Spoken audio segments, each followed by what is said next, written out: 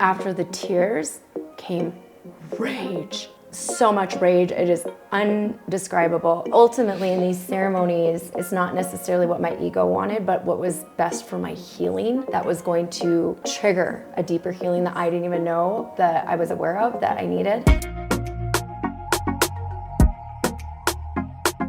What do you love about ceremony? Why do you seek out ceremony? It's so interesting because I feel like initially when I started going into seeking out ceremony is because I was going through really dark times in my life, and I had come to my end of like, I've tried all of these different modalities. This is fringe over here and I don't know anything about it, and I'm just gonna try something else. And the first time experiencing something that would be considered ceremony or new was really groundbreaking for me. But I guess when I think of ceremony for me as I've continued to evolve, it's so many different things. You know, ceremony doesn't have to be this big grandiose thing. It can just be sitting in your tub and having quiet time. And for me this morning, it was that ability to just be present. Like, In your bathtub? yes, because my bathtub will not let me be on my phone or read books because it's long. So it gives me this opportunity to just be present and be with my own thoughts and not be distracted and think about things that normally I'm distracting myself with through social media or through staying busy with work or even tending to my family. Wow, that's so good. Can you tell us about your first ceremony? Because you just alluded to it and said it was super powerful. Can you share? Yes. So actually, Tell us what you have tried. So you said you went through a dark time. What did you try that you were like, I've tried these things, and not to say that any of them are not going to work for someone else, but you tried them and then you were like, this is a little fringe out here, but I'm willing to go out here and try it just because I'm desperate at this point. So what were you doing, and then what did you do, and what did you discover? Yeah. So I started very early on when I was a little girl. I was medicated for having major depressive disorder. And so along with that came psychotherapy appointments. I wasn't going to a therapist. I was actually seeing a psychologist, which if anybody has been to appointments, like an appointment with a psychologist versus a therapist is night and day. Really? One feels more medical in nature. The other feels more like, let's Conversing. process. Yeah. Oh, we're processing. Yeah. Yeah. And so that was really the bulk of what I had done for the largest portion of my life. And then as I got older, started going into more of a therapy type dynamic, and then also like group therapy type Dynamic. Yes, where it's like we're all sharing different ways of experiencing certain things. And I was always a writer. I've always been a writer, which has always helped me. And I think there's so much beauty in writing, creative writing. And so that has actually probably helped me just as much as ceremonies have, but it wasn't taking me to that next level. And I'm really careful when I say this because I think looking back, I didn't necessarily come into this ceremony in a way that, knowing what I know now, that I'm proud of. Well, it was your first one. Yeah. You don't know what you don't know. Yeah. Yeah. And this one maybe is not my first ceremony, but it's the most profound ceremony that I had had. And I'm grateful for it for many ways. I don't want to talk negatively about the facilitators or the actual experience itself, but more so just share with you why I went into ceremony. So I have this really deep mother wound that has been festering my entire life. It's really like, how do I explain this? It's just something that is always in the back of what I'm doing. Most of the time I'm thinking about it, but just telling it to be quiet.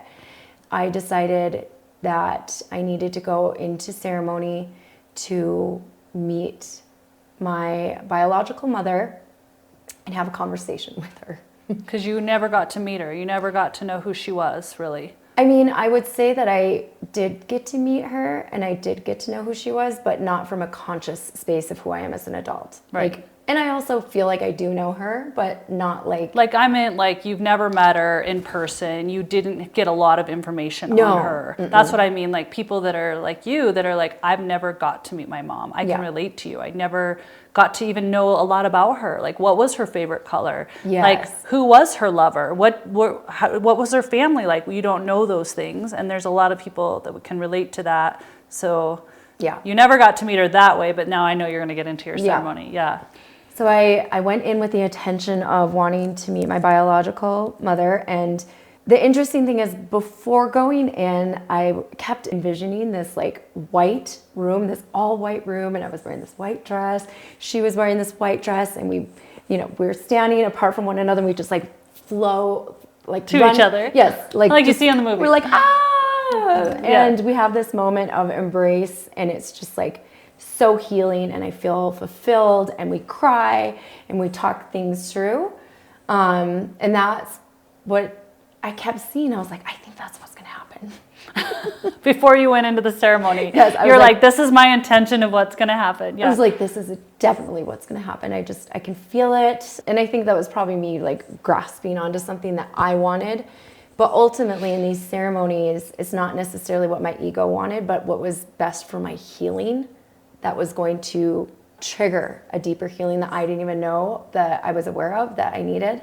Can you describe what this ceremony looks like? When you say ceremony, describe like the actual ceremony. Like, what does it look like? Are you going into are you going to sweat lodge? Are you going into taking mushrooms? What does this look like? I was going into like I don't know what it would call, like a church ashram up in Boulder. Oh, okay. And that's why I say maybe I'm not. It's fine. You can say all that. As proud. But I think people are like, what do you mean when you go into a ceremony? Yeah. Okay. You went into a church. It was like a church ashram. Ashram up in Boulder.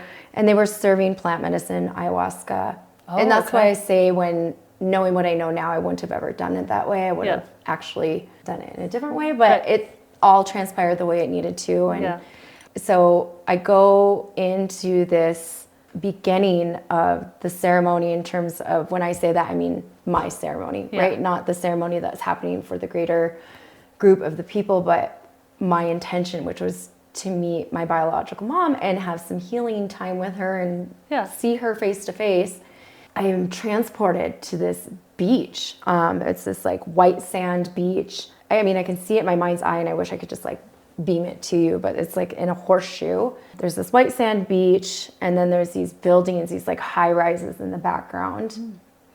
And the beach is completely empty. Like there's not a soul around at all, except for this lady who has her back turned towards me with blonde hair. She's got like long, beautiful blonde hair. And I was like, weird. I'm supposed to meet my biological mom, but why would she have blonde hair, right? Like, it is just a very interesting moment. And I think maybe I'm supposed to go and ask her where my mom is. Like maybe there's something going. And so I go and I tap her on her shoulder. And she turns around to look at me. She's like, I can't remember if it was left or right, but turns around to look at me. She's Asian. She's Korean. And I recognize her as my mom. I was like, oh, Mom? And she is stunning. She's beautiful. She's young, but she's got this like blonde hair. In my mind, I'm like, why do you have blonde hair? But okay, you know, just like, I accept hi. you. And I'm so excited. I was like, Mom, oh my gosh, it's me. And she looks at me and she goes, and rolls her eyes and turns back around. Whoa. Yes, and I could get emotional here. And then I was like tapping, I tapped on her shoulder again. I was like, Mom, it's me. And she turns around again. And I was like, it's your daughter. I can't, I'm in ceremony. I wanted to come find you so we could have this conversation. And she does the same thing. But this time she rolls her eyes at me.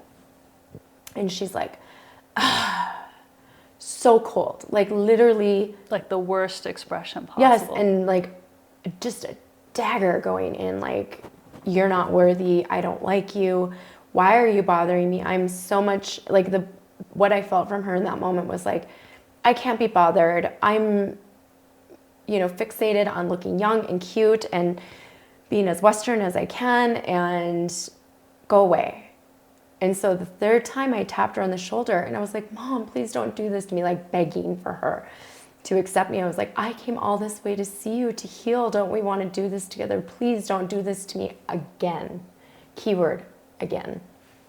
And I'm like on my, like begging her, and she does the same thing. But this time she starts to walk away. And I see her fading in the distance. And it's like I'm stuck where I'm at. I can't chase her. I just start sobbing. After the tears came rage. Like, so much rage. It is undescribable or indescribable to explain. Anger towards her. Angry at her. Angry at westernization. Angry at just all of these different pieces of that exact moment that transpired. And I was in ceremony and I worked through, it felt like hours worth of rage. It probably wasn't. It was probably 20 minutes, but it felt like a lifetime. And it was. And after that moment of going through that rage, I was transported into being in, I was in the orphanage when I was a little baby, in the orphanage, and I had felt myself being swaddled. And I was so frustrated because I was angry at my biological mom for leaving me. And I had these little nails and I was scratching my face, like just scratching my face because I was swaddled, and I was crying, but nobody was coming for me. And in that moment, I was angry at her. And so it was like ceremony took me all the way back to this very early moment of my anger. That was my ability to communicate with her, but I couldn't understand it. I couldn't communicate it. So as an adult, I got to work through that rage and understand what that was. And that is why I love ceremony, because it brought me to a deeper depth and took me into a way that writing just could never bring me into. And so it was really, profoundly healing for me in many ways. And I think sometimes with plant medicines, particularly master teacher plant medicines, they can be dark. In my mind, I remember going and thinking, the last thing I want is this dark experience. And that's probably why I was trying to manifest this white room with this white thing. But I didn't recognize that dark didn't necessarily mean dark and scary. And, it could just mean deep, and it could mean painful. And that was really profound for me. It was, yeah. Wow, thank you for sharing that. Yeah. I didn't know that story, actually. I never told you that? I don't think so. It was just really pivotal in my healing. Yeah. It was probably led you down a path of just unlayering more and more around, am I enough without her? Am I enough? How am I colonizing myself? How am I? Yeah. All these different things that were presenting themselves. Yeah, for ceremony.